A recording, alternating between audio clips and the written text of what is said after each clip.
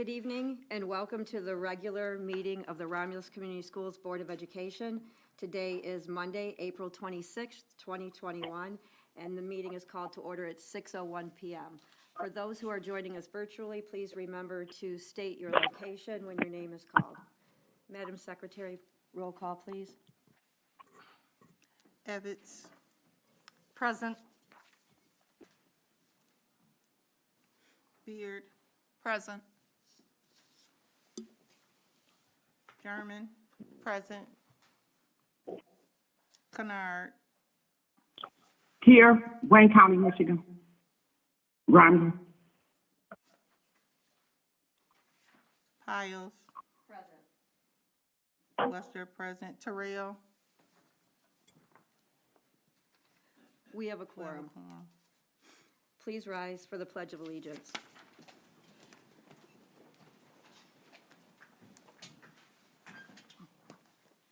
I pledge allegiance to the flag of the United States of America and to the republic for which it stands, one nation, under God, indivisible, with liberty and justice for all.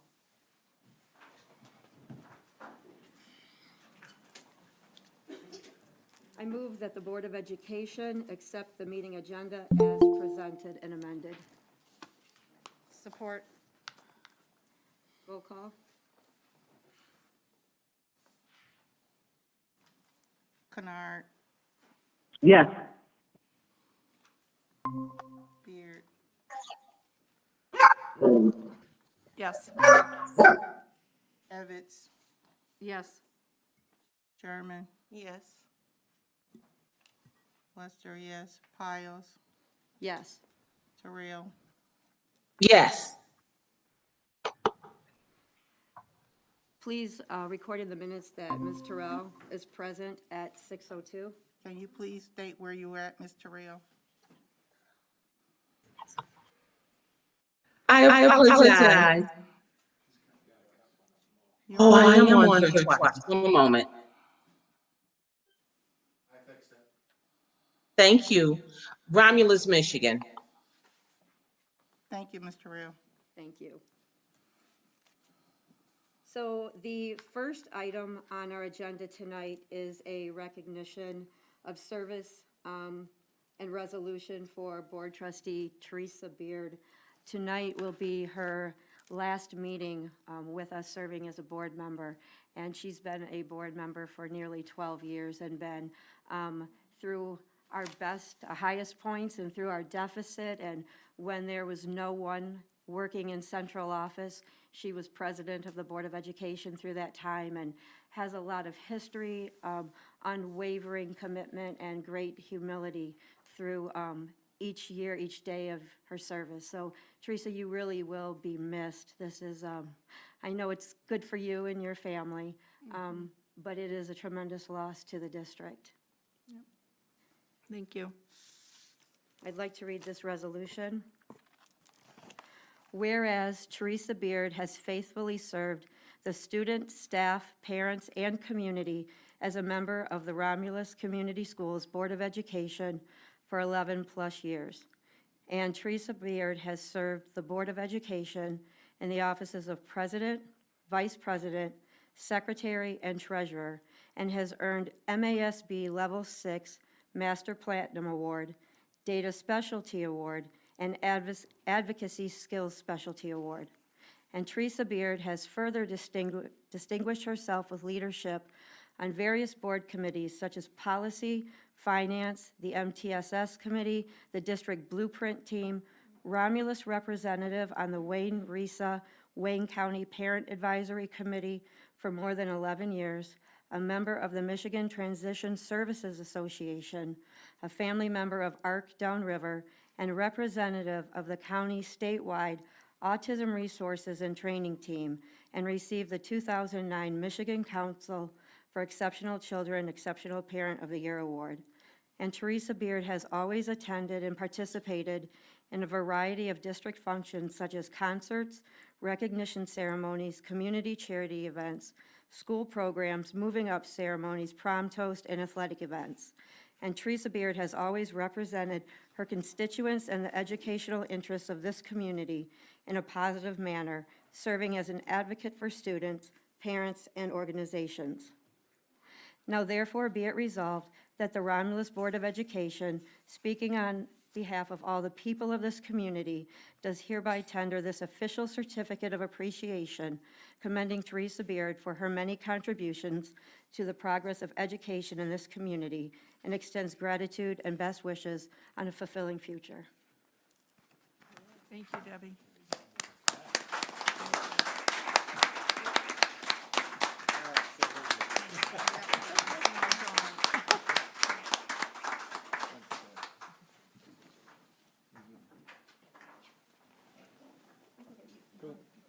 I know it's not COVID.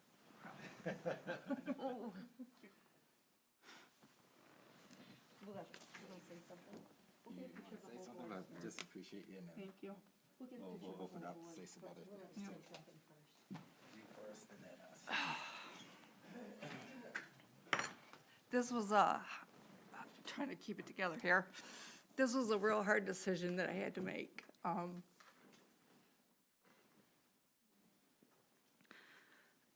I had a lot of family reasons for having to make the decision I made. But I did write something because that way if I read it, I won't cry. So what I wrote was, I want to wish all my fellow board members and the Romulus Community School family great success in the years ahead. My advice to my fellow board members is to educate yourself, do the professional development with MASB. It served me well. I enjoyed my classes. I learned a lot from them. But the thing that I learned the most from was talking and networking with other board members. It was valuable to me. I did my job as a board member and made my decisions, always trying to keep a student-first focus. There was a lot of decisions that were made in the past that were made to keep our school district up and running. Those were the really hard years, and we've come back. We're successful now. And that's why I'm leaving with the comfort knowing that we've got leadership in place with everybody that's working at central office now. With our staff and our teachers and, in the schools, even with COVID, we've proven that we've got a great team in place to get us where we need to grow, to be the destination district. So that kind of gives me a little peace in leaving now. I'm not going to be far away. I'm open to anybody that ever wants to call or ask me questions or needs history. I can provide what I can provide. And I just wish the district well. Thank you. Thank you, Teresa. The board, any board member would like to make a comment? Floor is open. I know I sent an email. You're going to be truly missed. Your depth, your knowledge, springboarding, and just being that voice of reason sometimes to bring everything back to where it's supposed to be is truly going to be missed. So don't be surprised if I'm ringing your phone. I might knock on the door, look, hey. But you're going to be truly missed, and I wish you and your family the best as you move forward.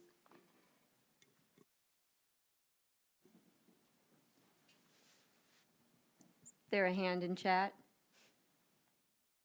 Ms. Kennard? Oh, okay. Thank you. I would just like to say that Teresa has many talents, and when pertaining to anything to do with the Romulus Community School System, and as well as knowing the strong expertise that she has in being a board member over the years, watching her. Just recently, when I became a board member, Teresa was right there. And I'm going to tell you something about Teresa. Many of you may not know. She knows that policy. She knows the bylaws. She knows, in terms of, what it is that we need to know and how we should go about it. And that's one of the things that I'm very appreciative of, the fact that she contributed to the board on the committee that I served with her, and that was the policy committee. And so I want you to know, Teresa, it was very much appreciated. And at the same time, that we're going to miss you, you know, and I know that you are a phone call away, you are a text away, virtual away, and so we wish you well on your endeavors, and congratulations. I know the decision that you had to make, but at the same time, my heartfelt goes out to you and your family as well. Thank you. Thank you, Judy. Can I say something? I'm sorry. Sure. I know I'm the newest member of the board, but Ms. Spear, I just want to just say that your tenure is impeccable. The way you're advocating, the way you have advocated for students in the community is to be commended. And even though I was hoping to serve with you, I'm glad to know that you're opening up a phone call or a knock on the door just for, you know, advice or wisdom. So thank you. You're welcome, and welcome aboard. Teresa was on the board when I was a newly elected member, and I came in with a lot of ideas and a lot of passion, and Teresa had a way of encouraging that in me while reining me back to policy. And Teresa was instrumental in my learning and being available, and I've reached out to you many times at all different times of day or late at night, and always got a response. You helped me learn through the MASB trainings and courses, and even at the annual conferences, how that was navigated. And you always, when I think of you, you are someone with an extreme amount of knowledge, and you share it freely for the benefit of this district. And you have always done that in the best interest of students, and not to draw attention to yourself, but always had such tremendous humility in how you serve this board and this community. And I appreciate everything you've helped me with personally, but as a board, and the board dynamics changed and leadership changed, and you just remain consistently yourself. And you will be very much missed.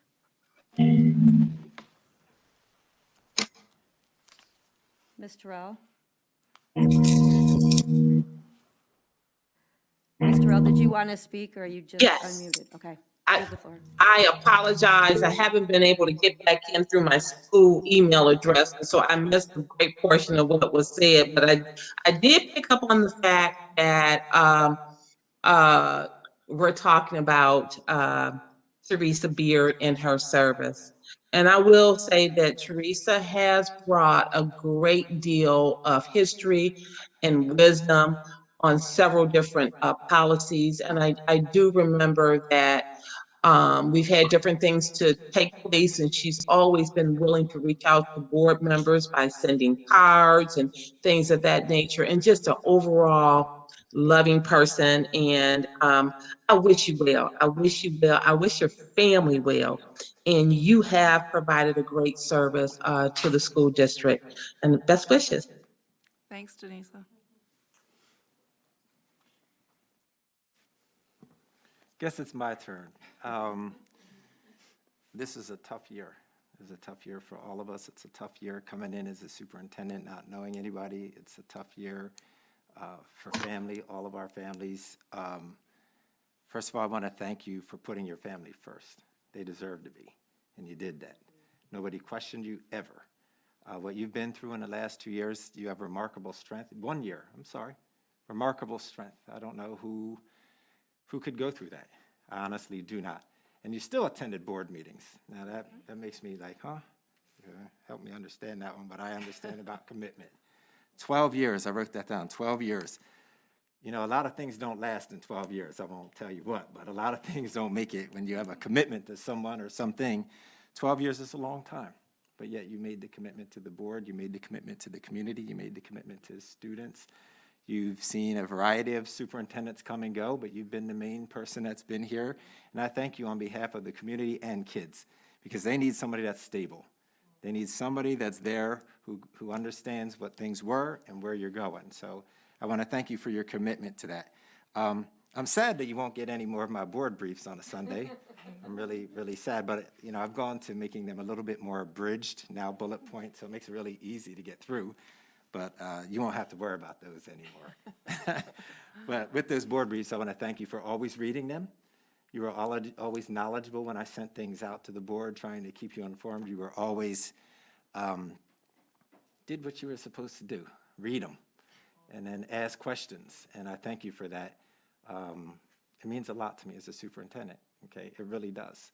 So I want to thank you for that, too. I want to thank you for committing to all the one-on-ones. You didn't miss any with me. Every time, you were there once a month for us to have our 1 hour. Sometimes it spilled over to maybe an hour and a half, but I thank you for committing to those.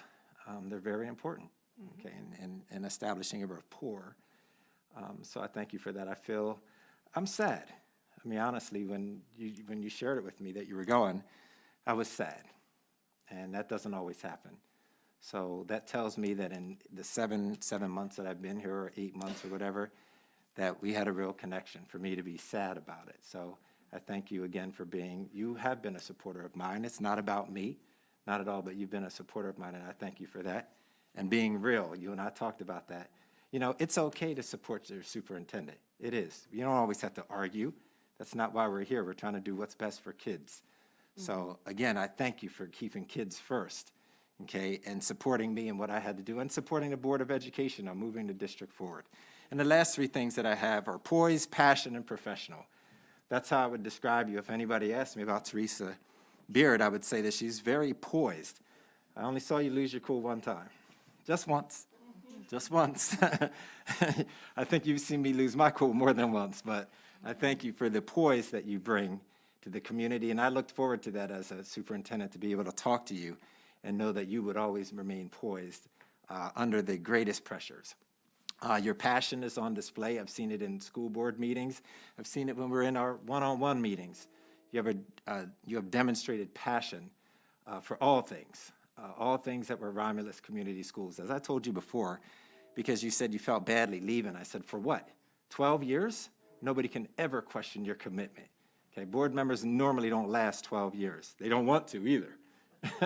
And you have, so I thank you for that. And the last thing I have is professional. Always been a professional, always, and that's important when we're doing this job, to be professional. There are times when you may not want to, or there are times where you might compromise that. But I thank you for always being professional in things that you've done. So the last thing I put on here is thank you. Again, I thank you on behalf of everybody in the community. I thank you for me and my family as well, that you made it easier for me to go home and not carry some of the burdens that you do on this job. So thank you.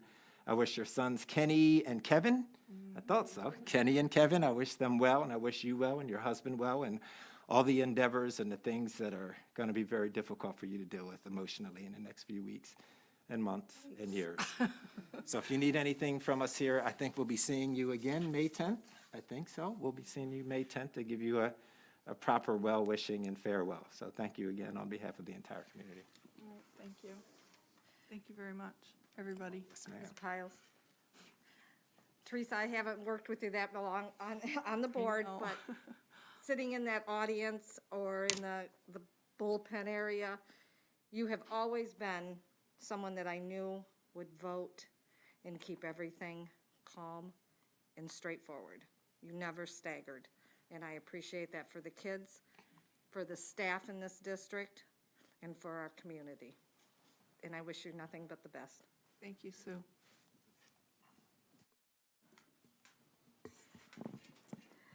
I would like, as we say goodbye to Ms. Beard as a member of the Board of Education, but certainly not goodbye as a volunteer and active community member. I would also like to take this time to welcome Ms. Nicole German. She is our newest board member appointed last Monday. So This is Nicole German. She is excited to join this board. She is an educator and has been for 20 years. She comes to us with a genuine heart passion for students and families, and focuses on wellness of students so that we can tear down barriers and reach them academically. So as we say goodbye to one fabulous board member, I am confident that we are welcoming another fabulous board member tonight.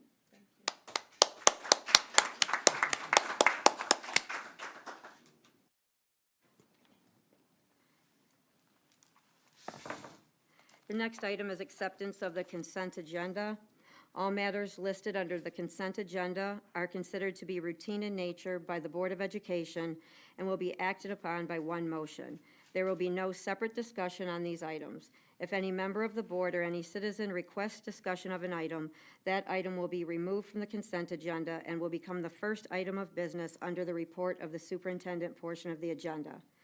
Approval, to approve the minutes of the Board of Education, April 12th regular meeting, April 12th closed session, ACOMA, collective bargaining strategy negotiation, and April 12th closed session, AH of the Open Meetings Act, attorney-client privilege. B, approval, to approve the bills for payment as submitted by Interim Director of Finance Jewel Claire in the amount of $715,060. And C, approval to approve the personnel actions as submitted by Human Resources Director Margaret Hazlett. And the employment is Barbara Cartret, paraprofessional at Romulus Elementary, effective 4/19/21. And that is it. And so there's a motion on the floor to approve the consent agenda. Do we have a second? Support, Wester. Roll call, please. Kennard, Yes. Terrell, Yes. German, Yes. Evans, Yes. Hiles, Yes. Wester, yes. Motion carries. Mr. Cooper, do we have any public comments for tonight? No. Thank you. So then the next agenda item is the report of the superintendent, and Dr. Edmondson, the floor is yours. Thank you, President Piles. I've been out hitting the road trying to talk about this millage. I tried as much as I can possibly do. Probably could do even more. But first I want to start with a couple thank yous. We have to thank Osborne Concrete, who has been a great supporter of our district this year. They have donated the signs, and there's somebody that's going to be impacted by this millage. To get their support was tremendous. So they've done a whole lot for our community. I think I've informed the board in particular, I've informed our community. But to do signs for us and have them out there, we must acknowledge them, and I certainly appreciate their support. I wanted to make certain that I that I support and mention the REA under the leadership of Sarah Carter has been tremendous.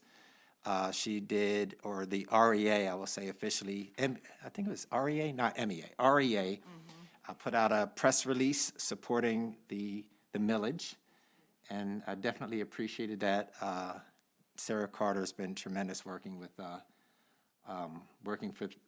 the administration, frankly. And Julia Salerno, so I don't want to forget her either. Both of those two have been tremendous. They will have poll workers out, volunteers. They're getting staff volunteers to work the polls so that when people walk out, we should all know that, a millage is really, it's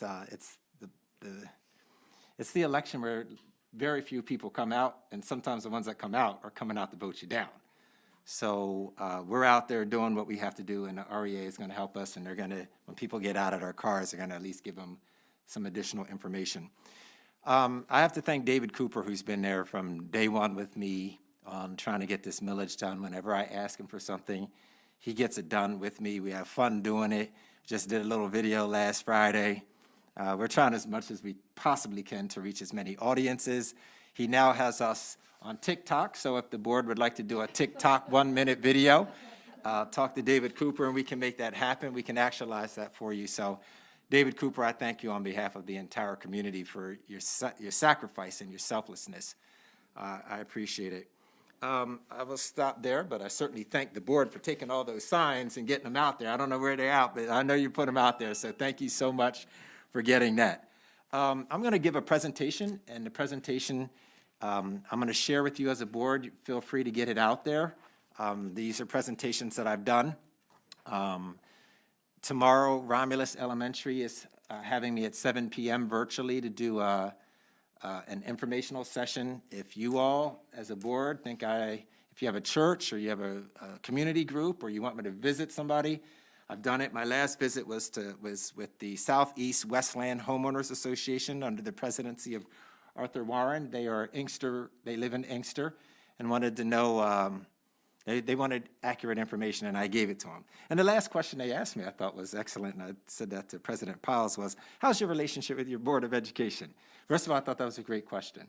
And I said, it's excellent. I have a very good relationship with our board, and I mean that. I have a very good relationship with you, and I'm in it to win it. There's no other way to say it. I'm in it to win it. I don't mind losing, but I don't like losing a millage. I'm going to tell you that now. So I'm going to, if I can have about 10 minutes of your time, feel free to ask any questions, or if you think the community may have some questions, please ask me and I will answer them. So without further ado.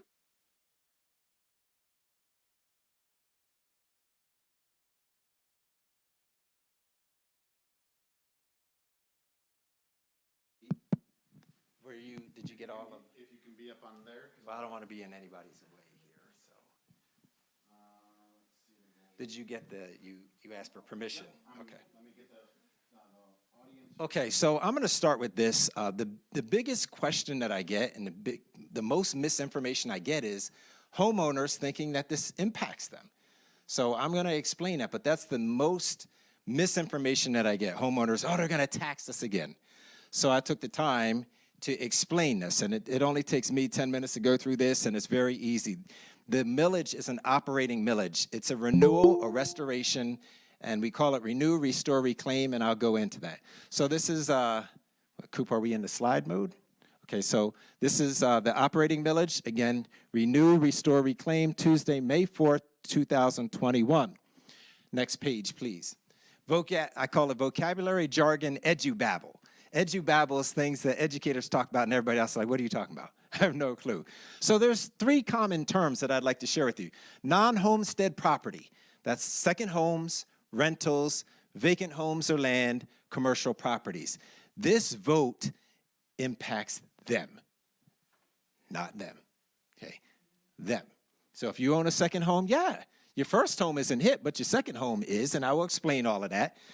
Then we have the homestead property. Your homestead property is just the primary residence for at least 6 months of the year. So if you live in Romulus and you live here more than 6 months, that is your primary residence. If you're only here for 3 months, you're living somewhere else. We know that. So you'll be hit with this increase. Well, the renewal you're already paying, but then there's a 40-cent increase, and I'll explain that. And mills. You hear the term mills. What is mills? Mills are, or what are, plural, mills, taxes and assessments levied per $1,000 of your SEV, okay, of their SEV. So the business is worth $1 million. We can do the math, and I'll explain. I didn't tell you how much. So 1 mil is $1. This is a mill where, and I'll get into it. You'll see it later, but it's roughly about $17.63. That's what these businesses and rentals and home, all of these, their tax is $17.63 per $1,000 of assessed value. So if it's worth $100,000, they're paying $1,700. If their business is worth $100,000. So move on. Enough of the edubabble. I don't like edubabble myself. What is an operating millage? Great question. I thought people would want to know. An operating millage is a tax levied upon non-homestead property. So if we go back to non-homestead, it's a tax that's on second homes, businesses, industries, properties, and represents a significant source of operating revenue for districts. Every district in the state of Michigan has to do an operating millage. every last one of them. So this isn't something new. The last one that we had here was 2012. It runs for 10 years. It's over in 2022. So assuming that we pass this, or let's just, for hypothetical purposes, if we fail now, we'll be back, okay? We'll be back. We'll be back in August. Do it again. If it fails then, we'll be back in November, because the millage where we're impacted is 2022. That's why we chose to do May, so that if in the event that it fails, we have 2 more opportunities this year before we're actually hit. Next, the operating millage. The state of Michigan provides the majority of schools' operating revenue through per pupil funding. So that's why every September I'm doing numbers. What do we have? And then I have to times that by roughly $9,000. That's how much the state is going to give us. So that's the majority of where you get your money. A lot, not a majority. It's a lot of where you get your money. Through per pupil funding, grants, and other sourcing, not outsourcing, other sourcing, my bad. The state, however, requires communities to assist. I call it like skin in the game. They want you to have skin in the game. The state's like, we're not going to give you all of this, okay, all of this money, and then your community doesn't do it. No, you've got to go to your community and pass this millage if you want your full per pupil foundation allowance. So, and I put at a much lower rate through operating millages.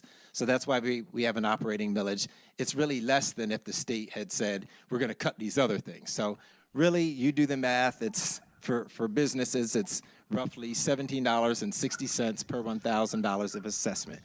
All schools in the state of Michigan must levy an operating millage with the anticipated support of this tax, which covers day-to-day functions from employee salaries to utilities.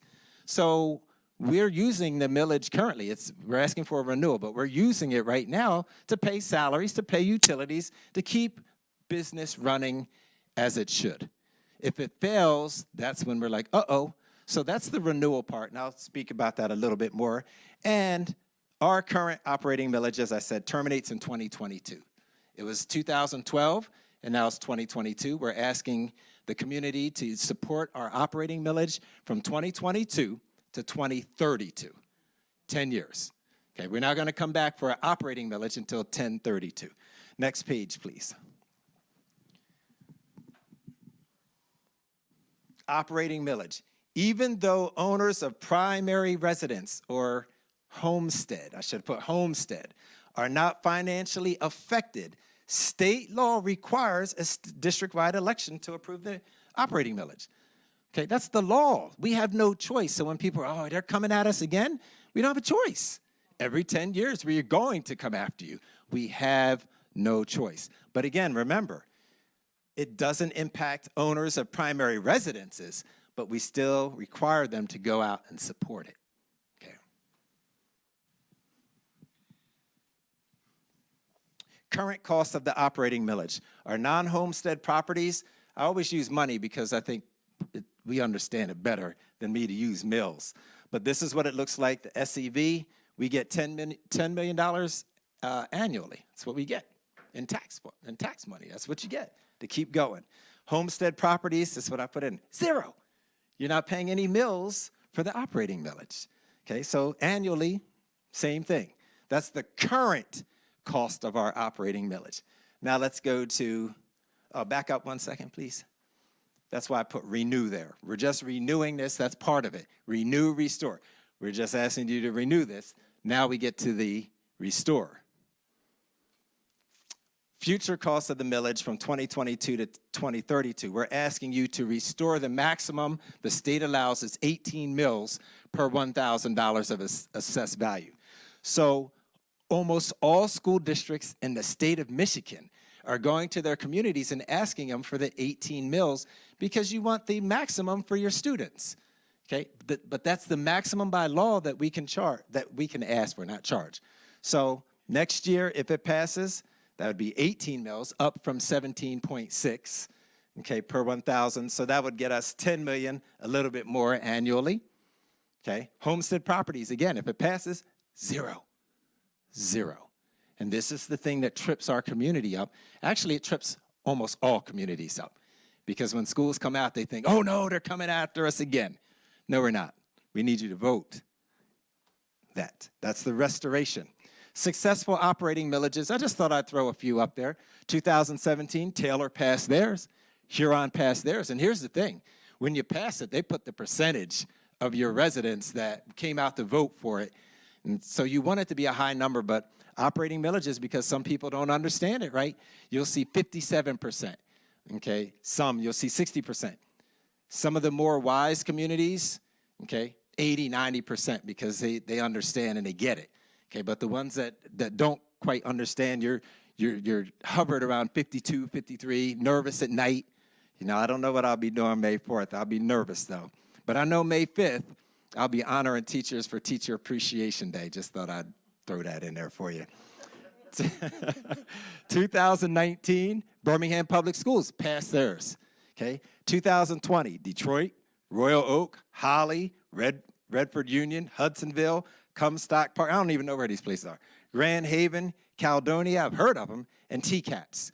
And there's more. You know why? Because people passed their operating millages.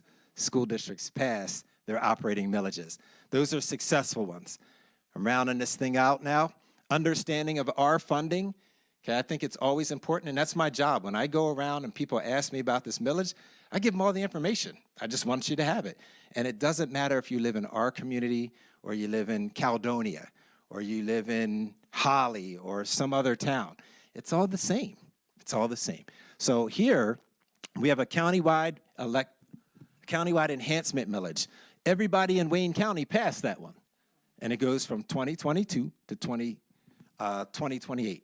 Okay, and that was a renewal, actually. We renewed that one. Okay, that pays for salaries as well. Romulus community only, we have a sinking fund, 2018 to 2028. I thank the community so much for us to be able to do what we're doing in here, doing what we're doing in all the other schools. You're gonna see signs that are outside of our schools. You can visibly see that something is happening here. Sinking fund. Operating millage, 2012 to 2022, it runs out, okay? I should have put the new one, but I didn't. So if we do another one, how many years is it? Just so we're clear. 10. Thank you. Thank you. Thank you. Thank you. 10. Romulus community only, we have bonds. We should be paying these bonds to 2029, but everybody's paying them. Okay, you're just paying bonds because that's really like your school debt for building buildings, for renovating, all of those things. That takes a little bit longer. Takes a long time to pay off your buildings. State of Michigan gives us state aid per pupil funding, and then so that's per pupil funding, so it's about $9,000 per pupil, and then 31A is your at-risk money, okay? Depending on usually it's incumbent upon the demography, the issues that your kids have, free and reduced lunch. There's a whole lot of factors that give you 31A money. The less affluent the community, the more 31A risk. I was trying to say it right. The less affluent, the more 31A at-risk money you get. And then federal funds, title funds, grants, IDEA grants. That's how we're funded, all of these things. Moving on and finishing out. We have an amended agenda. I'm very excited because I have to show you. This is the amended agenda. I'm so happy with having Jewel here, having Jewel Claire, and I thank the board for what you did. You allowed somebody to come in and give us an audit. So we fix things. We fix things here. I thank my team here, and I tell you all the time, I love working with them. We fix things, and we do things right so that we don't have to keep doing them. Jewel Claire has come in here and has been remarkable here, okay? Bottom line, I'm just going to get to the bottom line because that's kind of how I am. You'll see this in your board packet, and I'm sure it'll be posted for the community at some point. This is the amended agenda. This is where we are proposing now tonight. Has it been done yet? Yeah, it hasn't. Oh, I said agenda. My bad. Amended budget. We didn't do it yet, right? We didn't. Okay, I didn't think so. So you can see where we were, the original budget, where we've made some changes, and I would be remiss if I didn't talk about Dr. Lafayette Laws, too. She's been very instrumental with Ms. Claire and making sure that we do things differently. Get to the next page if I can. Bottom line. Okay, bottom line. I know we have some bottom line board members. Bottom line, what's the bottom line? The bottom line is that we went from 4.2 million to 5.7 million. Okay, I'm going to do that again. $4.2 million to 5.7. So I'm going to look at my dear friend here and say, bad time to leave. Bad time to leave. You know where we've been before. So I'm very excited. And how were we able to do that? We moved money. We looked at how we're paying some people, and we can pay them with state aid. We can use grant funds, ESSER money. We have money that's come in. So we made some changes so that we could pad our fund balance. And frankly, I'm going to say it, that we start investing in our employees in terms of salaries so that we can be competitive, so that we do become the I can't even remember it, man. I come up with these phrases, destination spot for families choosing Western Wayne County, okay? And we can do that when you start seeing this, you start paying our teachers better. And I'm not gonna stop there, okay? We have custodians, we have to do better. And we're going to do better, I promise you, as a board. We have secretaries that have been diligent in this district. We're gonna take care of them too. We have our techs that are doing great work, particularly during this COVID. We're gonna take care of them. And then our principals and our administrators, we're gonna take care of them, and we should. You wanna remain solvent, you wanna be that destination spot, you get happy people, okay? We're gonna create some happiness in our district. Not to say that it's not, just in case anybody wanna challenge me on that, okay? Last page, let's get to the reclaim. I went out to the community the other day, and I'm still laughing at you because I said what I said to you. You were gonna come with me. We gotta, you know that. We're gonna go somewhere together, and we're gonna do the dog and pony show in the next few days, okay? I told the community that I went to in Inkster, I said, these are things that we're trying to implement for next year. Okay, doesn't mean that it's gonna happen, but I'm ambitious that with your support and with the folks that we have here and people that are in the buildings, that we can do this. So I want you to think about 3 different levels: elementary, middle school, and high school. Actually, this should be pre-K, but I didn't want to put pre-K. For whatever reason, I just didn't want to do it because I started thinking about 4-year-olds in the pool. I'm just saying, I just started thinking about it. I'm like, But I will say this.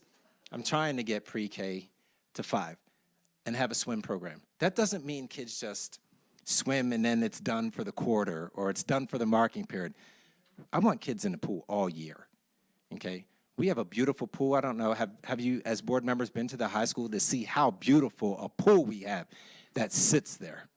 It sits there. 20 years, it sits there. Oh, I'm gonna change that if the board allows me and everybody else is working with me. I know they're working with me too, and I know you're working with me. We're gonna change that.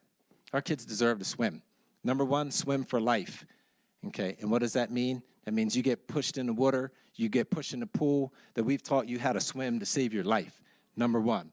Number 2 is then we get you to swim for pleasure so that we can have a swim team. We need to have a swim team. Can we have this beautiful pool? Okay, so we're going to. That's something that Dr. Sophia Lafayette Laws and Ms. Hazlett know. I'm committed to that, and I said it again today. I am committed to seeing that. Past this millage, we'll be able to do some of these things. Let's move on to the next one. You ever wonder where's world language? What happened to world language in middle school? Okay, I'm not here to speak negatively about this district. I'm gonna share with you, whenever I work in a district, I love the district, okay? I love the district. Wherever I go, I might not even know much about the district, but I love that district. I'm gonna give you my all. Our kids deserve to have a world language program. Okay, kids in other school districts, I don't know if you know this, if you get 2 years of world language, you don't have to take it in high school. You got the credit. Our kids deserve that. So I'm working here, we were talking about Spanish today. We were talking about it today about Spanish. I'm talking about Mandarin. Well, why not Mandarin? If we can get somebody in to teach Mandarin, I don't know except ni hao. Okay, I've been to China, ni hao, that's about it. That's all you're getting. So I want to incorporate a world language program. I think our kids deserve that. Okay, and this is a promise that I want to make to the community, and I want you to be able to share that you have a superintendent and you have a team, my team, the administrative team, that's going to make this come to fruition. And then the last thing, a senior class internship. We are working on that. We're really, really close to where we should be. And what does that look like?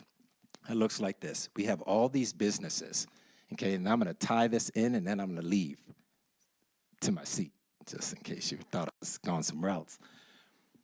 You don't have to convince businesses to pass a millage, operating millage, when they see what you're doing in your school district. When they don't know what you're doing in your school district, they have questions. Well, why am I going to pay this tax?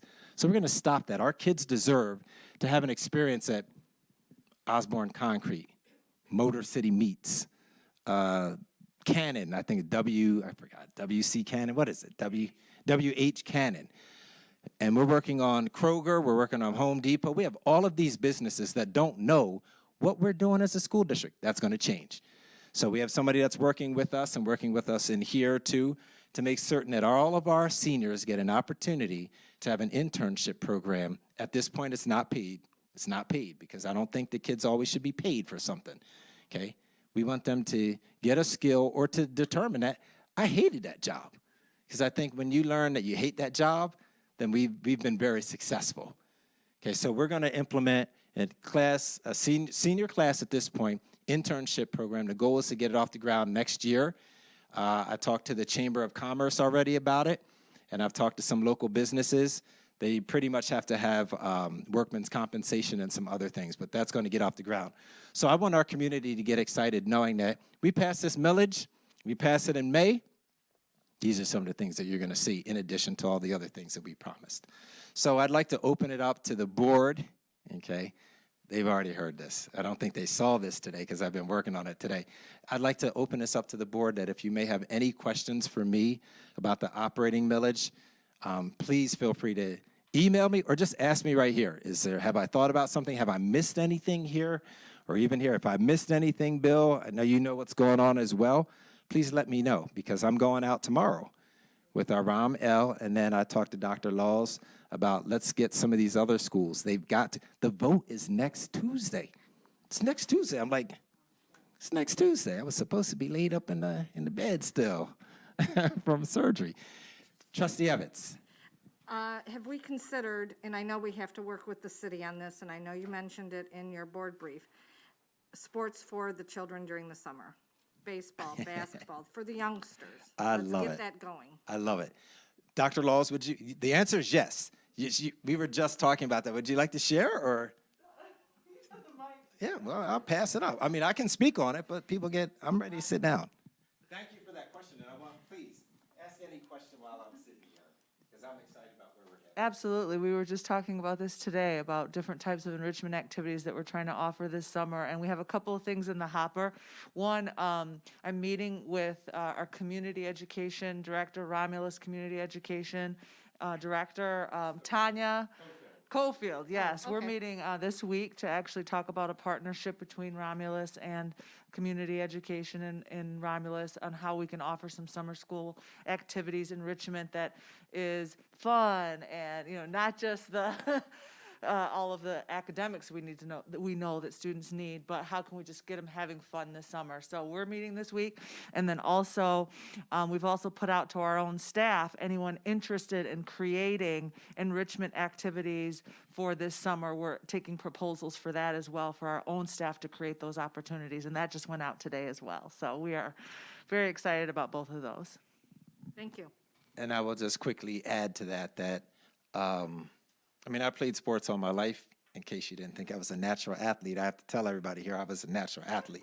I still am at 52. I really believe that. I'm tired. I'm tired of not being able to field teams. Like, how do you not have a golf team? Okay, I'm not even that good. I'm not good. I won't say that good. I'm not good in golf, but I've been playing for the last 15 years now. We need to have feeder programs. Volleyball. Okay, I watched a volleyball game, and I'm like, we've got to get better. No teams like to play another team that doesn't have talent. Right. You don't play well against a team that you can beat up on. You don't learn. Volleyball, and I know, Ms. Evans, you've been in the community for a long time. I'm tired. I've only been here 7 months, and I don't like seeing that. We have not been able to field a softball team? Come on. Baseball and softball together? That's got to stop. So how do you stop it? We're going to have this enrichment program. This is not academics. We already have a summer program for that. And I want kids, in particular, I need you to know that they got to enjoy. I mean, I'm struggling to find good things out. Like, beside living, I'm just thrilled about being thankful that I'm living. But I'm like, outside of that, what is there to get excited about? Can't travel. I can't do much. and think about how our kids feel. So we've got to create an opportunity. And thank you, Ms. Evans. I love that question. We are absolutely committed to working with the city of Romulus on this. I told them, we have money. We're not asking you to do anything for us except help us collaborate, get the word out, and I want good coaches. I'm meeting with our high school, our athletic directors, because I want to know. I need to make sure. I played soccer 12 years. I was all state, not that that matters, but I can teach soccer because I know soccer. We can't have people teaching sports that don't know how to play the sport. That doesn't work. Right. So I'm trying to work on some of those things too. And we need some feeder programs and not just football. We need feeder programs. So I'm trying to work with the city on that. Thank you, Ms. Evans. Any other questions? And I don't want you to feel like, No, but Dr. Edmondson, first of all, I'd Yes, like ma'am. to thank you for the way that you have really gone above and beyond in promoting this. I know when I first saw conversations of misinformation on Facebook, I responded, but then if we know it's there, then it's probably other places too. So I made you aware of that, and immediately that same day, you came up with information for us to be distributing and conversations to have with talking points. And then as you've become aware, people have had questions, and some of them are pretty staunch in their opposition to the millage. And you have taken time talking with them, offered to meet with them, and just by giving facts, have informed people, and that's making a difference. And even the other night when you went to the homeowners association, you know, some groups are a hard crowd, you know, and they're a rough crowd, but you just go with facts and with enthusiasm and passion for this district. And I know that meeting was at 7 p.m., so that's not like you could be home and you're doing that for us. So thank you for doing that. Thank you for staying on top of that. Thank you for making yourself available in person or through a phone call for our community members with questions. That is noticed and very much appreciated. The other thing I wanted to comment on regarding these summer programs, it's so key because children need summer activities, we know that. But in addition to just providing an activity, it gives us as a district the opportunity to do relationship building and help our students develop trusting relationships, which are foundational when they come back in the fall and we're trying to teach them academically. We're more in touch with them, we have relationships, and so it is a benefit all the way around. And so there is a academic school year benefit to our summer programs. So thank you for making that a priority. And Dr. Laws, it's not lost on me how every time something comes up, you mention, oh yeah, and Dr. Laws is working on that. So thank you for doing those, you know, duties within your job description and all the extra ones that need to be done. Thank you for working with Dr. Edmondson, and thank you very much. thank you. I will also say that it's important to, I don't take this angle, but it's important for people to know if your school district fails, you don't ever have to worry about your property value anymore. You don't have to worry about it. It's not even, it will plummet so fast that if you're complaining about this, imagine when you lose 50% of the value of your home. I don't approach people that way, but I need them to know that this is serious. If it doesn't pass, that's why we have to come out 2 and 3 times, and I hope that it passes the first time, because I think we learned from some neighbors that it certainly can happen. So I thank you, and Ms. Piles, you're right. You know, I like to joke you. We were supposed to go to this event together, and I got there, and I left my phone. I didn't actually engage with my phone, and then I was done. At 8 o'clock, I was like, where is she? And then she had texted me at 7:07. She thought it was virtual. It wasn't virtual. I'm seeing So her I log joked on her, as she texting. just said, it's very difficult. You never know the crowd you're walking into. I walked in there thinking I'd have my president with me, and I'm like, oh, no. But you know what? Bottom line is people are going to get accurate information from us, and I think you should be able to look at your school district and know that your school district's going to be truthful. Even if it hurts, they're going to be truthful. And Dr. Edmondson, one thing I'd like to add for those who are following us tonight is our voters, we had our sinking fund on the ballot, and our voters came out and supported that. And we have been diligent in using those monies, and you can see it through the district as we've made improvements over at the high school. And that we used to have water main breaks so frequently, and we'd have to close school, send students home. So we were able to get that repaired. We've done water boilers. We've done lighting at the football field. So we have been faithful stewards of the sinking fund dollars that the voters in our community approved. And so you can see us every year making good on those promises to invest in our students, invest in our buildings.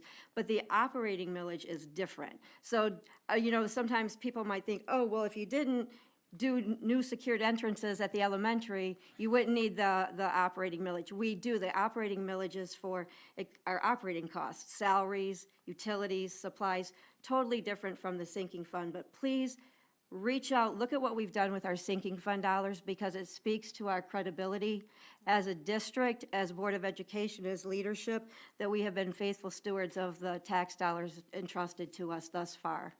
Are our other two board members, I don't see them. I don't know if they had any questions. Ms. Terrell and Ms. Kennard, are you able to still hear us?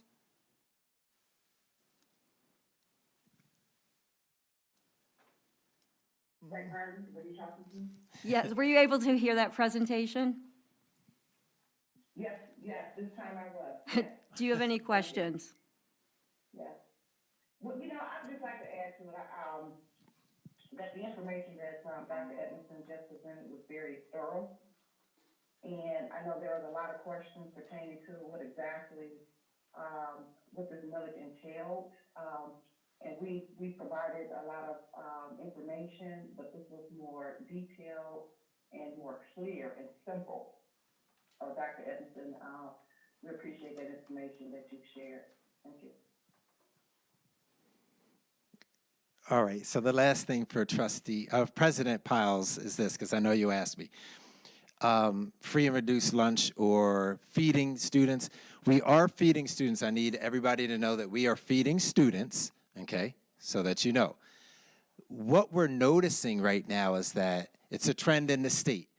Because there's a pandemic EBT card, parents are opting out of getting the school lunch because now they have the EBT card. It comes once a month. They're getting more money added onto it. So what we're seeing as a trend in the state of Michigan is that school lunches, and that's how we, you bill, frankly, on the school lunches. But what we're having is that the pandemic EBT card is kind of competing with your school lunches. So that's why, we see the numbers. Chef Carter is very concerned.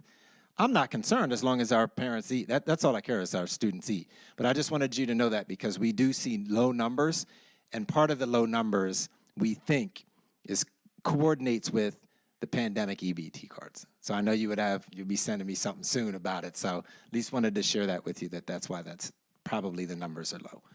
Are we accommodating families who are requesting the food? I know that we're distributing at the buildings.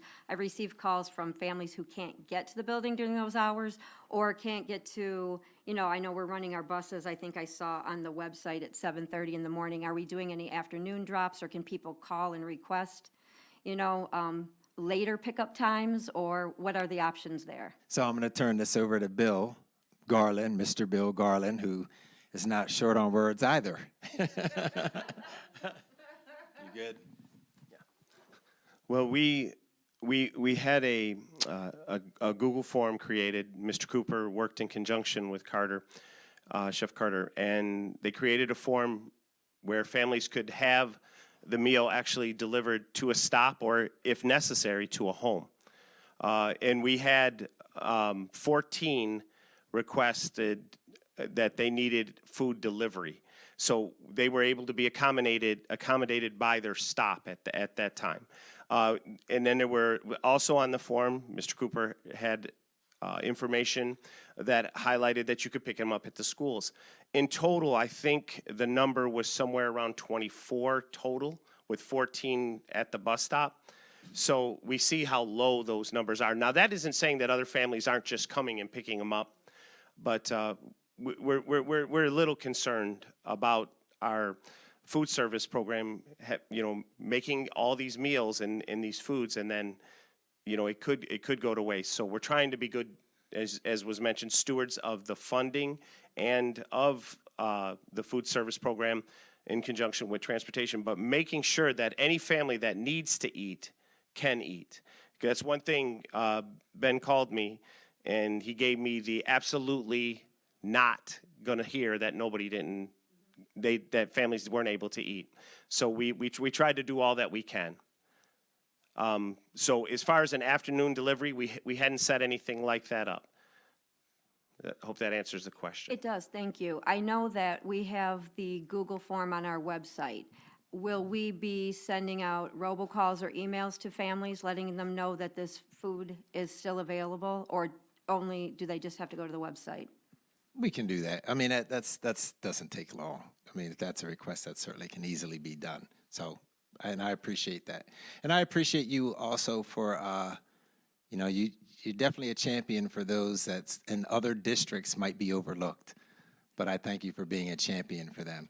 So if I can move on, that was it for the presentation. If you'd like me to come to any of your community events or anything, or you'd like to join me, I would love to be able to have you. It looks better when you have a board member with you than when you're by yourself. So I'm going to extend that. We got a lot of work to do. If I have to work over the weekend, I will. I try not to, but for something like this, it's important enough that I feel that I need to be out there. I'd like to move on if I can, but I'll say this to the board. I have complete confidence that whenever you ask me a question, that my team can answer the question. It doesn't have to be me always answering me. I trust them and I respect their work. So any question that you have, I'm sure they can answer.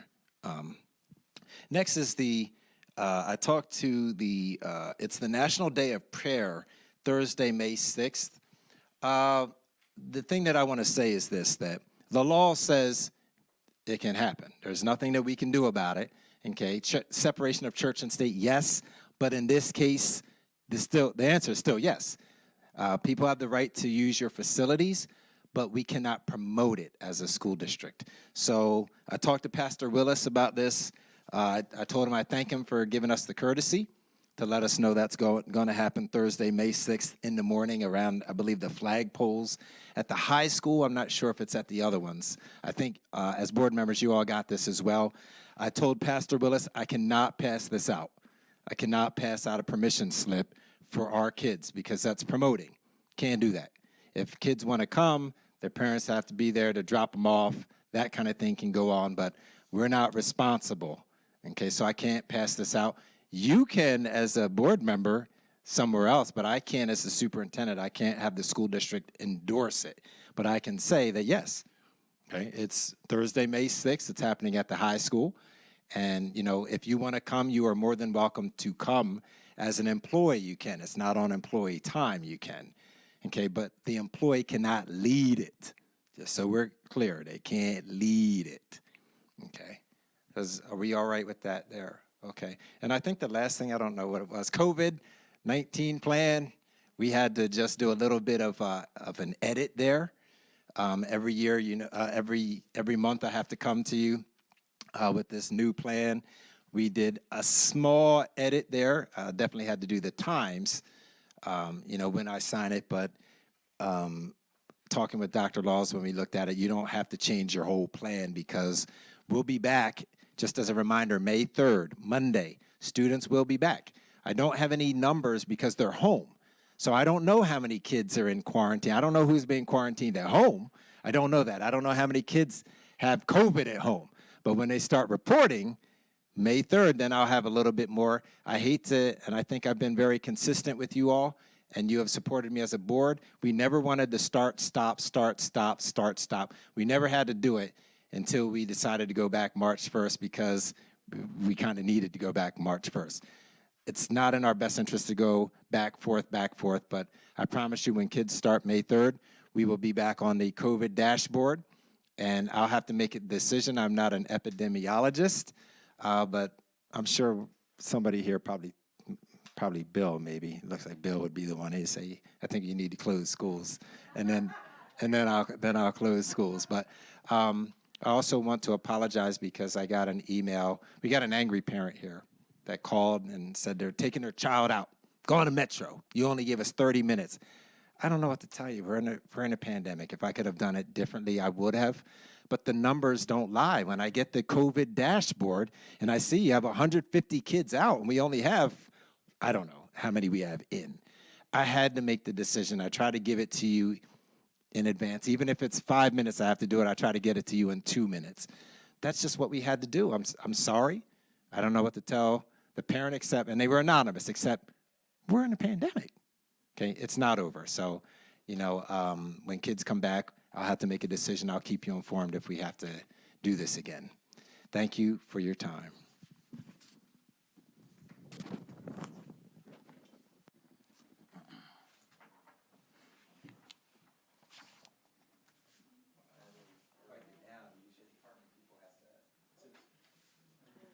Madam-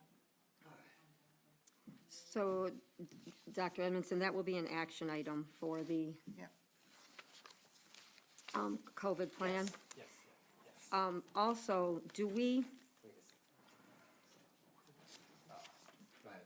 when we make decisions to shut down or reopen, is there a threshold we are looking at, or are we just looking at the rate at which counts are rising? And, I mean, obviously, if we have a lot of people needing to quarantine, we may not have a lot of positive cases, but the quarantine makes it difficult for meaningful education to take place. That is the exact answer. Depending on the school, a lot of schools, the quarantining becomes it's unmanageable. It's just unmanageable. Then you have 3 or 4 classes out, and you have 2 classes that are in. So that's what my team, we meet and we talk about. We look at the numbers. We see how many kids are in a class, and then sometimes it's just not just the school. You look and see, as a district, we have too many kids that are out. I don't have a number. Yes. It's looking at how many kids are actually coming into school, and if you have 40% of them that are on quarantine. Right. And Dr. Edmondson, I know you took that call, and you said, you know, that you were sorry. And when my own children found out at school that we were closing down the next day, one of them came home and cried because they need to be in school. But we don't need to apologize for taking care of our families. And the thing that you said to us when you first arrived in this district is that you were going to put the wellness of the community as your first priority. And I speak for myself, and I venture to say on behalf of the board that we would rather have you receive a call from a parent angry that we're not doing in-person learning than a parent angry because their child is sick or died, or they brought COVID home to an elderly parent or grandparent. So you've navigated this well, and you've kept the wellness of our families as a priority, and there is never a need to apologize for that.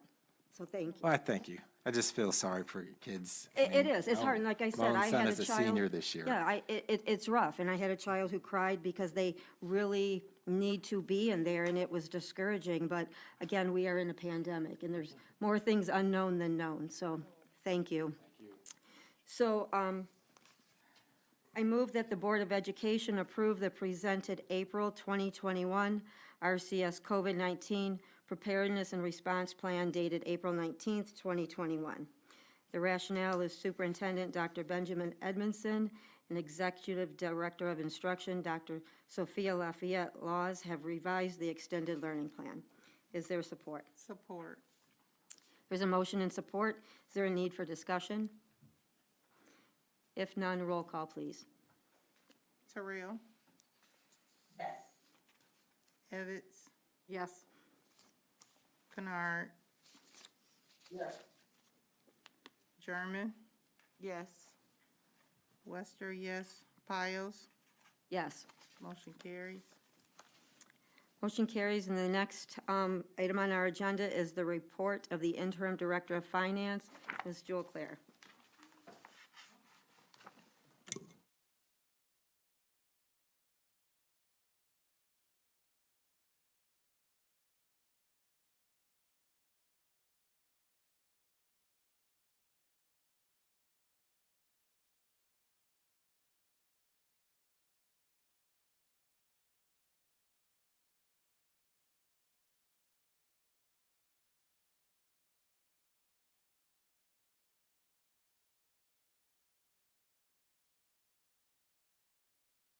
Okay, so this just compares the audit that we just had for June, and then our original budget was a loss, and we wanted to change that. So it's pretty conservative, and I think we will come in at $1.5 million gain.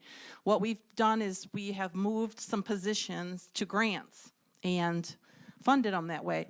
But we also used the grants for things for our district too. We didn't want it, the whole thing, just let's slam the whole thing to fund balance, because there's a lot of things that we wanted to do, the summer program, enrichment, the swimming. So we are using those grants for the community and adding specific type of supports that the children need and stuff like that. So we haven't just put it all. But anyways, as you see, our state sources are just about the same as our audit. Our federal, look at the jump there. Wow, $8.5 million versus the 3.5 that we had just last year.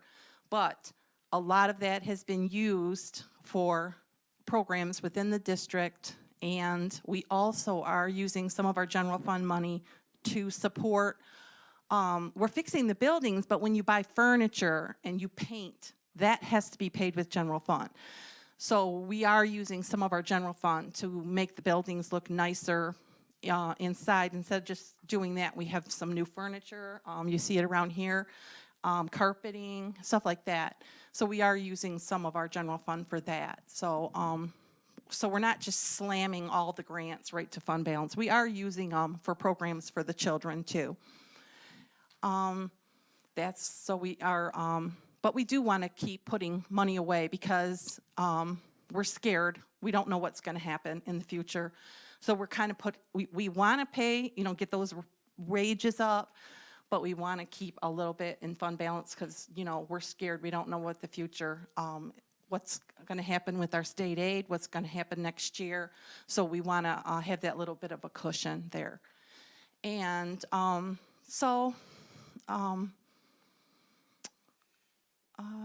don't know what else to really say about this. But if you can see, our athletic expenses are way down. Community service, we've added a lot of community service within the grants. That's why that's higher. And you know, the debt is pretty much what it has to be. We don't have a lot of control on that. That's that capital purchases where you see the $1 million. So that's your furniture and stuff that we have using the money for that. And so instead of having the 672,000, we're gonna have $1.5 million more in our fund balance. The next exhibit is just the financial that you will be voting on, not the comparative, but this would be the actual one that you're gonna vote hopefully for tonight. And then for Exhibit 3, I wanted to show you all the different grants. When I first came here, this was something that I wanted to wrap my, can you go to the third tab for me? That I wanted to understand what's going on here, what do we get, and where do we keep it in our ledger, what grant code do we use? So this has got some state grants on it. They're not really grants, at risk and stuff like that, but I still wanted to capture it on here, you know, GSRP, just who's handling it, who's drawing down on the funds, who do we check with to make sure before we do it. So in our ledger, we have something that's called a responsibility code, and we have the 4-digit code that goes on the end of the account number. And so this is just something I threw together. It's not really a fancy document, but I kind of use it all the time to understand all the different places where we're getting extra money, and trying to be as responsible about it as we possibly can. So you'll see that comes to about $12 million. So has some state on it too. That's why it doesn't tie to the federal number on there. Any questions on? I think feel we have like someone. I may have stolen your thunder. I I'm know. so sorry. Like, I can't compete. if I knew Who that can was your compete with moment, that, right? if I knew that was your moment, I would have backed off. I know, My bad. but I can't compete with your delivery. I just can't. I have a question. Okay. As you mentioned that you were, you know, afraid that you're not knowing about the unexpected as it relates to funding being cut or you're getting more funding? Are you all planning, for, 2021, 22 school year with that in mind as you plan and as you, create programs and different things like that? Yes, we will be working on, and over the next, month, we will be meeting with each of the schools, talking about the budget for next year. We're gonna assume that the state aid, it will be flat, but, we don't know. I mean, also, are we gonna lose children? We don't wanna say it out loud, I'm sorry. But, hopefully we'll gain some kids, and hopefully the state will continue on. But it's based on sales tax, and, are people going to be buying? Right now, people are still buying things and everything, but I'm one of those half glass, half, I'm just worried, there's got to be a reckoning for all this at some point. We're getting all these grants, and that's great, but sooner or later, someone's going to have to pay the piper here, and I'm just want to be really,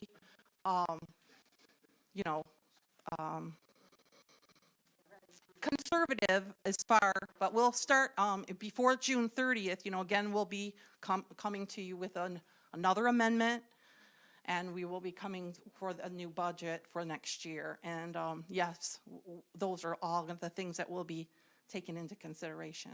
Yep. And new contracts as well. Yes, and the new contracts will start. That has to be part of next year's budget. Our contracting house has raised the rates for subs and stuff like that, so that's going to go up, and so we have to be really diligent about using these grants to supplement our general fund, but not, but also adding things and for the kids too, not just, Right. taking it all for the general fund, but adding new programs and things for them too. Ms. Claire, thank you for your hard work and your attention to detail to provide Dr. Edmondson with the information so that he could steal your thunder. I know. But I do have a question. I know we talked about our fund balance is up by 1.5 million this year. Is that mostly or nearly all attributable to the fact that there was so much pandemic one-time monies that we were able to route things that we would normally pay for through the general fund through those monies? And if so, it's good for us to have an idea of, without that, what would our general fund be? Just so we don't get a false sense when we do adopt the budget, we don't get a false sense of an elevated fund balance based on one-time disbursements. Well, the thing is, this year, we have a lot of one-time monies, and we've shifted elementary teachers and some high school teachers to the grants. Some of them allowed supplanting. Actually, ESSER, they didn't care. You can supplant, you can use it, But we've also had a lot of expense this year that I am hoping we aren't going to have. We have high, like my cost, consultants that have had to come in. So we were paying, a salary plus a consultant and, myself, So hopefully next year, so we've had a lot of good. And so, yeah, that was one time. But then we've had some bad things that have happened this past year that have kind of drawn this down. So I think we almost would have probably been around here anyway. If we wouldn't, our legal expenses have been high this year. It's a joke that we have the highest superintendent expense in the state, I'm sorry, was I not supposed to say, but. Yeah. Just, yeah, so currently we are paying one superintendent. I just want to state that. Right, but in, Mr. Garland? Yes, Yeah. we are paying No, one superintendent. that's true, but, And we're paying him, an average or below I market know. value as relative to those districts around us. Yes, So and that's I very want true. to be very clear. That We is very are- clear. We really are good financial stewards Mm-hmm. of what has been entrusted to us. And so I do. And Mr. Garland? I'm going to help Jewel out here. Thank you. I just want to say that she's absolutely correct that we've had a lot of one-time expenditures, and we're praying that they are. Because the simple fact that we have spent inordinate amount of money to supply PPE, to provide protection for our students. I mean, we've had to outfit for the first time with things that we've never outfitted before. I mean, we go through so many sets of gloves, hand sanitizers, wipes, the plasma ionizers. So I don't think that, we're just looking at an elevated accounts because we got money. We spent a lot of money to protect our students, and our district, in my opinion, is way ahead of a lot of districts in the things that we've done for our students. So I just want to support her in that way too, from our side of it, from the maintenance and custodial side. Ms. Evetts? Hi, I have a question for Mr. Garland. Our buses, how are we doing on that? I know in the past, all of a sudden, we need 10 new buses. Are we financially set as they depreciate and become unusable? Are we setting up ourselves to be able to replace them financially without strapping ourselves? It's funny you say that. We're checking right now with RISA, with Ms. Hooper. Also, Jewel has a nice little, I guess, a designated hitter there who can help us with some things.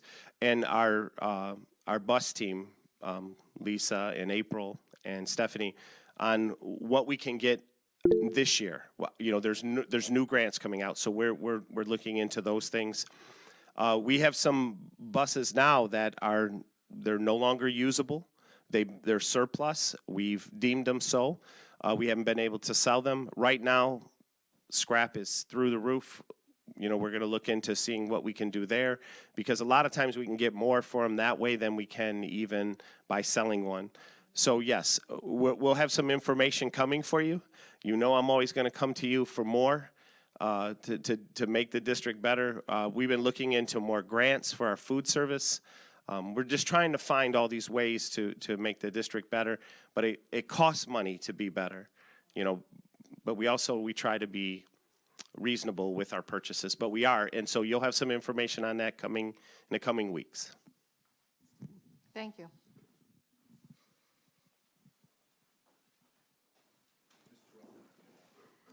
Ms. Terrell? Thank you. My question was actually answered. Thank you, Jewel. I think my trustee Beard over here is pretty excited about Jewel being the glass half empty. She liked that. Financially, she got all excited over there. I'm like, yeah.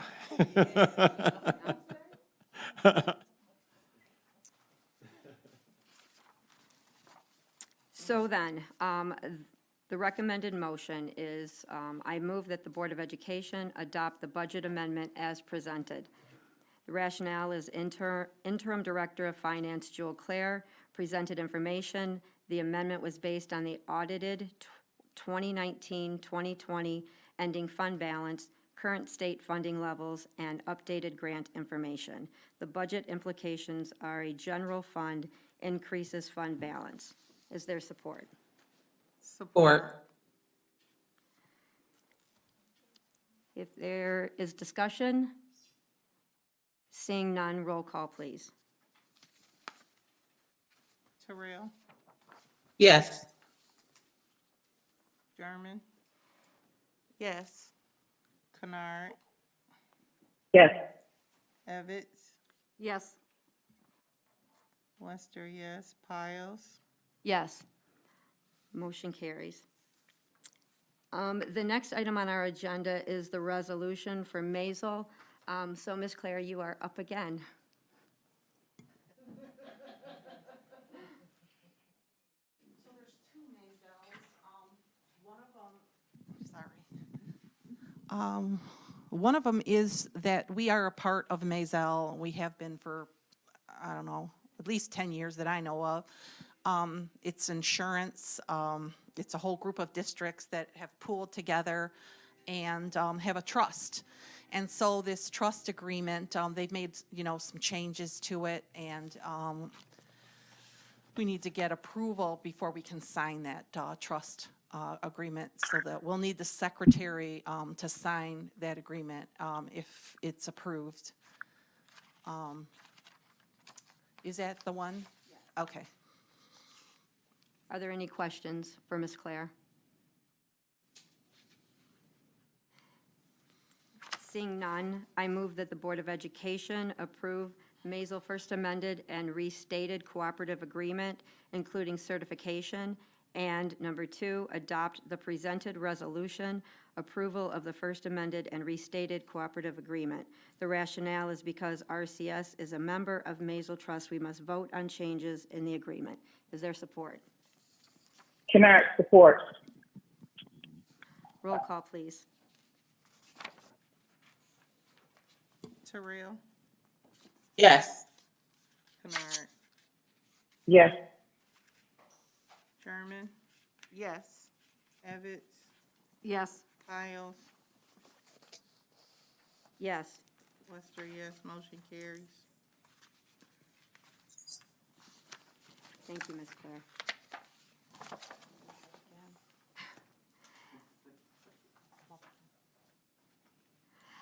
Next, we have, We have another resolution. yeah, I'm looking at that now. We have, I'm sorry, missed action item B, Ms. Claire, the resolution approval of the cooperative agreement.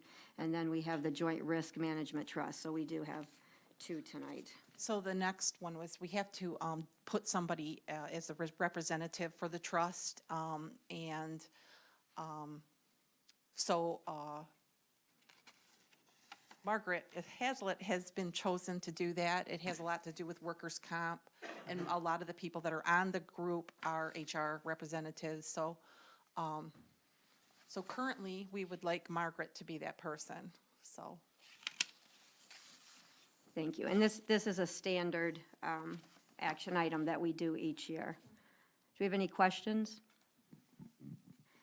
Seeing none, I move that the Board of Education adopt the presented resolution to appoint Margaret Hazlitt, Director of Human Resources, as the director, and Stephen Baker, Accountant, as the alternate director to the Maisel Joint Risk Management Trust. Is there support? Kennard, support. Roll call, please. Evans, Yes. Terrell, Yes. Kennard, Yes. Sherman, Yes. Lester, yes, Piles, Yes. motion is approved. Next is the report of the board subcommittees. Do we have any reports tonight?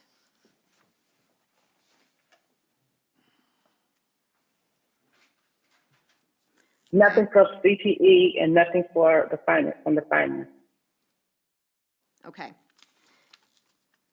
On to item 10, report of the board president. The only things that I have are, I sent board members the superintendent evaluation tool that we will be using. Remember to look that over, be familiar with it, and Dr. Edmondson has been gathering his artifacts for a couple months, but if any board member has specific questions or would like to see something specific, please let me know or let Dr. Edmondson know in advance. Let's not wait till we get to the evaluation and ask why certain things aren't in our possession. Let's make sure that we have all of our questions answered, all of the reports. If there are specific reports that this board would like to see as part of that, please send me an email, and we will get those to you. Do we have a date? We did, okay, so we did set a date in, May something, right? we set a date, 2 dates, one for your self-evaluation, then one for the board evaluation in June. I do not have those with me, if anybody does. I want to say the 15th and the 20-something, but I don't. We'll have to check the minutes. I don't know, but June, I know we had said June, and I know I had said, well, my contract says I got vacation days and I better use them or I lose them. So I have two, like, alternate, like, as soon as we have the board meeting, I'm gone. Then I'll be back for the next board meeting, I gotta look, and then I'll be gone. I'll have to pull the minutes, but I also know we're supposed to get with Dr. Rod, Green. Dr. Green And was we were supposed to. supposed to schedule things for May, to start looking at things, because he wanted us to do it like in April, but Dr. E was supposed to have been correct. off for surgery, so it's supposed to be in May. Okay, because I know we talked about 2 days in June, but that's actually better if we move it to May, because there's so much in June. And as we use the evaluation to align our goals and adopt our budget and set our plans and priorities for next year, that'd be better. We don't wait to the last minute, and you don't want to take us all on your vacation. So I'm we'll good. do that while you're here. That's what we had discussed. We started talking June, and then we talked about the end of the year festivities Right. and trying to get things done before vacation. So then I will contact Rod Green, and we will, if board members and Dr. Edmondson will send me availability, please, for May dates. We do need two. One for Dr. Edmondson to present to us his self-evaluation, and then we have an opportunity to ask any questions or get more information. And then we will return to do the actual evaluation. So we need May availability dates. I will contact Rod Green and get that set up.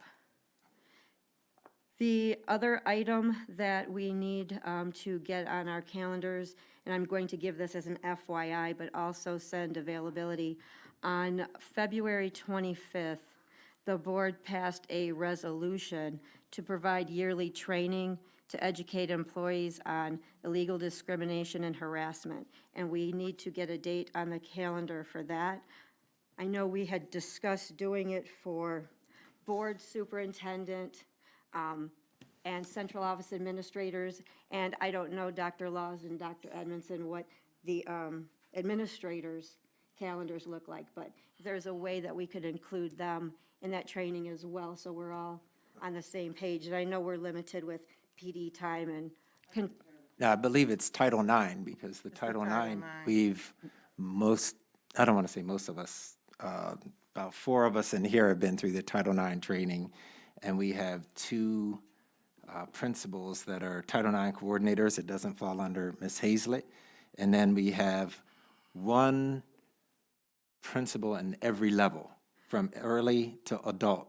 Right. So, but I think for the board, it was different. So yes, this was different than the Title IX. Yeah, this was Okay. different than the Title My IX. bad. This was, no, that's fine, because we learned through all of that, there is the Title IX investigations, but then there's something separate. If it's not Title IX, the recommendation from legal was to do the yearly training, just to educate employees on discrimination or harassment outside of the Title IX,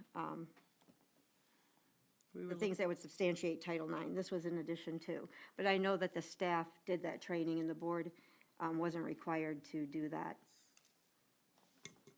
So this is just, we'll get availability and look at that, and then I'll talk with both of you and see if that's something that we want to do as a district-wide administrator initiative, or the best way to roll that out. I believe that is it for me. One more thing, that you and I discussed, the prom. that Oh, you yes, said- yes. I Thank you gotcha. for that. I got you. So, this year, our traditional, sorry about this, our traditional prom toast will not be the strolling reception where we have sponsors with tables and finger foods or desserts. Instead, there will be swag bags that are provided to each of the seniors, approximately 100. And so instead of the board hosting a table with desserts, the board has been asked to participate by contributing something to the swag bag. And we're still waiting on the details, but it's going to still allow our seniors to come to the high school, walk the red carpet, take pictures and have that moment just prior to leaving for the venue, which is an outdoor venue, and we are being mindful that we are going to follow all of the regulations on that are ever changing, so.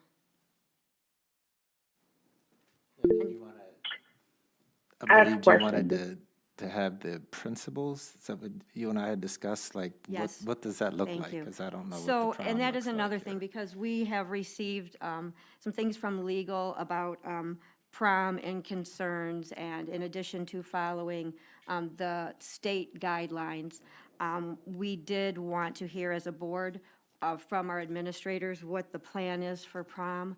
I know that outdoor venues are acceptable up to 300 people, but there are stipulations for eating. I believe that tables may only seat 6 people, and that is the only time that masks may be removed. So yes, if the board could get a presentation at the next meeting from the high school administrators on what prom looks like this year, what safeguards are taking place, and then if there's something that we haven't thought of, that we make sure to do our due diligence and add to that, whether we need to adjust dancing and maybe another activity, or I know some districts are setting up for COVID testing at their high school a day or two prior to prom, and a negative test result is a requirement to attend prom. I will say that I have been stalking other districts, and have not seen anyone cancel their prom yet. And it's just my opinion that this would be a last resort, because this is a special occasion. Students have already started spending money on clothing, and the prom does take place after the seniors' last day of school. So they won't be returning to us. So by us having this event, if it is safe to do so, at least they're in a controlled environment where they're following the guidelines and not just, but that is for the board, and we will discuss that more when we get the report of the administrators. But if, our meeting isn't till the 10th, so if you would be able to send us an update with your board brief, that would be beneficial. Thank you. I just want to make sure, this is, is there a set date or a preliminary date, or did you mention that already? I believe it's June 2nd. Let me look at I'm not sure, and graduation is the 5th. That's what I want to say. And the venue is Crystal Gardens in Southgate. Oh, graduation's the 12th? Okay. Okay. Yeah. Wednesday before graduation, yes, so that would be the 9th. And again, we're just talking about this. We'll have more accurate information once the building administrators confirm that. But I just wanted to put that out there so the board is aware that this is being planned, and the swag bags as the prom toast. And if any members have any questions, there's time to raise those. Do you have anything else on that, Dr. Edmondson? No, I'm just nervous. I'm nervous for kids. Putting that kind of money into things, and then next thing you know, we, boom, quarantine again, or something that, you know, we want to keep kids safe. I don't want to be the person that has to make that decision, but I'm just worried, knowing what I know. I really don't see how you can do that, but dancing, getting close, today's kids, just saying. Yeah, that's true. And this is it doesn't have to be under my watch. Dr. Yes, Laws Ms. will be there Kennard? now. Yeah, is there a backup plan with the numbers increasing? Is there a backup plan to accommodate, the situation?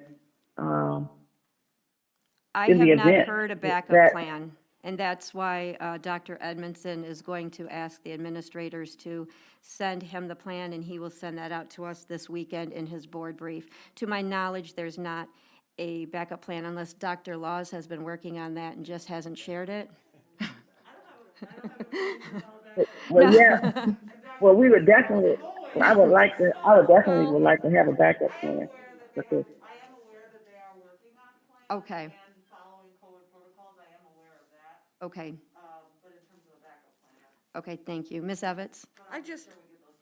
Yes. I feel that if we have, you hate to say this, but it's the truth, if you have planned something at a venue, you would trust that the venue would be holding the guidelines in place. So we are doing this, the venue's doing it. I'm sure parents are going to be involved. So I feel a little more comfortable with those 3 steps in place, that these kids will be protected. My opinion. I'm trusting the venue. I just want to be aware of what the plan is, so that, not to insert ourselves or, get involved or any of that, but for awareness, because I trust the venue, but I don't want to assume. I'm more comfortable that the board is aware, so that we never look back and say, oh, we didn't know.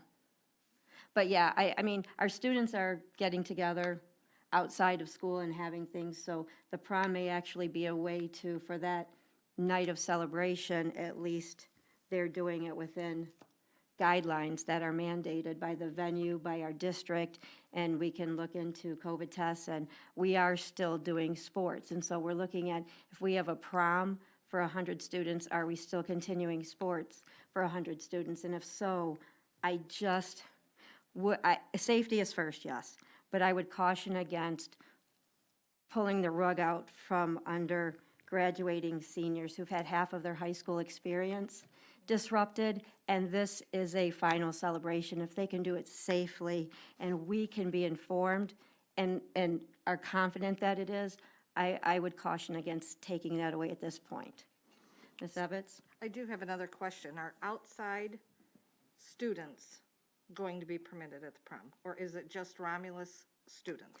That is a good question that Dr. Edmondson can pass on. I do believe that if a student brings an outside person as a guest, that person's name has to be submitted and they have to be vetted and approved. Okay, thank you. But I'm not confident. Usually, and I'll find that out. And I just want to share this with the board that, I really don't want to make the decision to cancel. I did it in another district because the kids had a food fight the day of, so I canceled all of their stuff. I said, you're not going to do that to your school and think we're going to throw you a party. But I still think about that. And that happened 12 years ago, and I still think about having to do that, having to make that decision. I just don't want to make that decision if we don't have to. I'm like Ms. Evetts or Trustee Evetts said, hey, let Crystal Gardens determine what happens, and tell the parents that, hey, there's only so much that we can do. I can't stop you from doing an outside thing that's not school sponsored. I can't stop that. But I just don't want to be in that situation again. I really don't.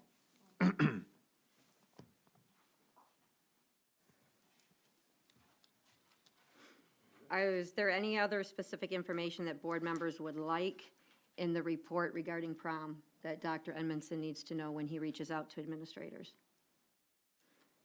Okay. If not, we are going to go into closed session to discuss a personnel matter.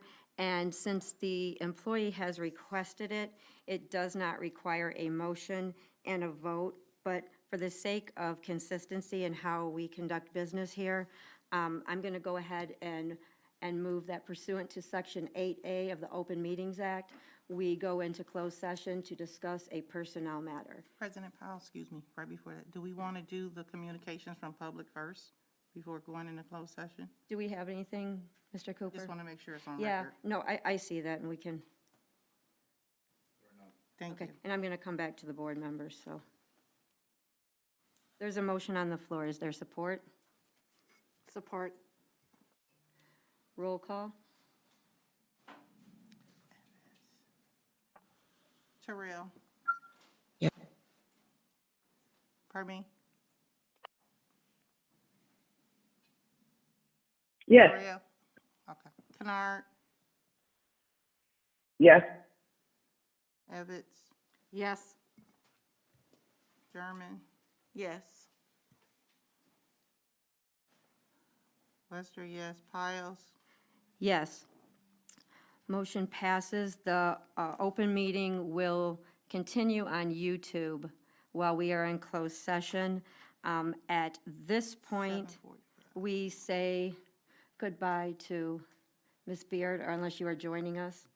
We say goodbye to Ms. Beard, and thank you once again for everything, the ups, the downs, but being consistently dedicated and true to the passion of your heart. Thank you.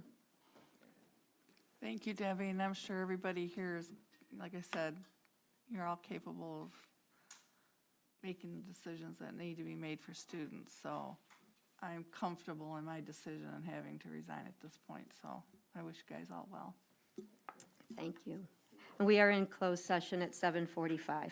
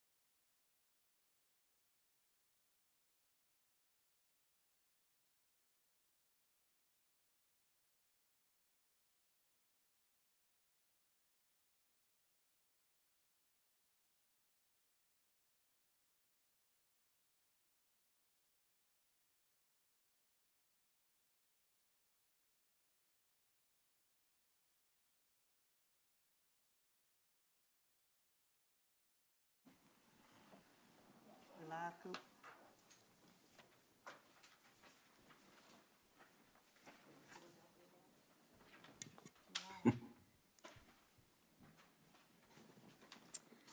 I move that the Board of Education reconvene into open session. Support. Roll call. German? Present. Yes. Yes. Kennard? Yes. Terrell? Yes. Evans? Yes. Wester, yes. Piles? Yes. At 9:55. Okay. So the next item on our agenda was a possible action item. And so I present this resolution to the board.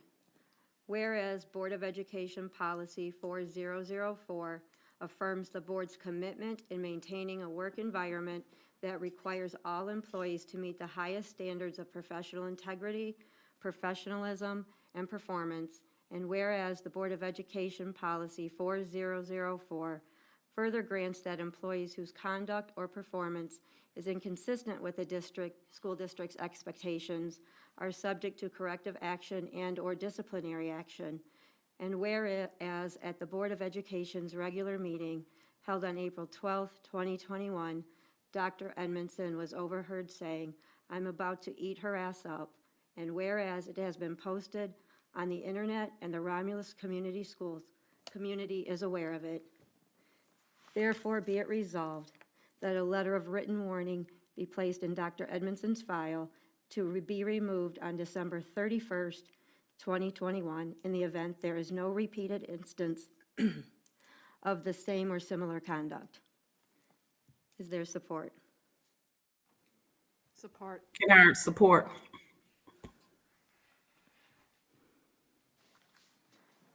Roll call, please. Terrell? No. Kennard? Yes. Evans? Yes. German? No. Wester? No. Piles? Yes. Motion fails. The next item on the agenda is another closed session under 8H of the Open Meetings Act for attorney-client privilege. Given the lateness of the hour, if it please the board to schedule a special meeting for that, we can consider that, and at that time, also set dates for the superintendent's evaluation.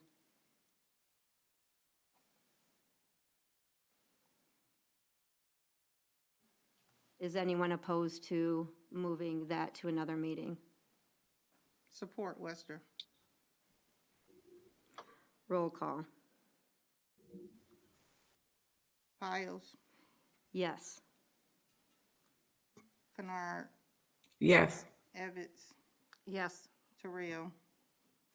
Yes. German? Yes. Wester, yes. Motion approved. Okay, so I will contact board members. We will, and get with Paula and set a special meeting for that attorney-client privilege. The other thing is on February 2nd, in our meeting, we approved the superintendent evaluation dates for June 15th and June 22nd, but for many reasons, we have discussed tonight that we desire to move that up to May. So at the special meeting, bring your calendars and we will coordinate May dates at that time. Motion to adjourn. One other thing. I know that we all have busy schedules, but if board members could please try and find a day either by the end of this week, very beginning of next, because the other item that we need to discuss is the process for which that we will use to appoint the vacant board seat. So So those will all be items to discuss and be determined at our special meeting. I move that we adjourn. Support. Wow. Evetts. Evetts, Yes. Terrell, Yes. Kennard, Yes. German, Yes. Lester, yes, Piles. Yes, meeting o'clock. adjourned at 5:59, or 9:59. 10 o'clock. Thank you all for your time. Appreciate it.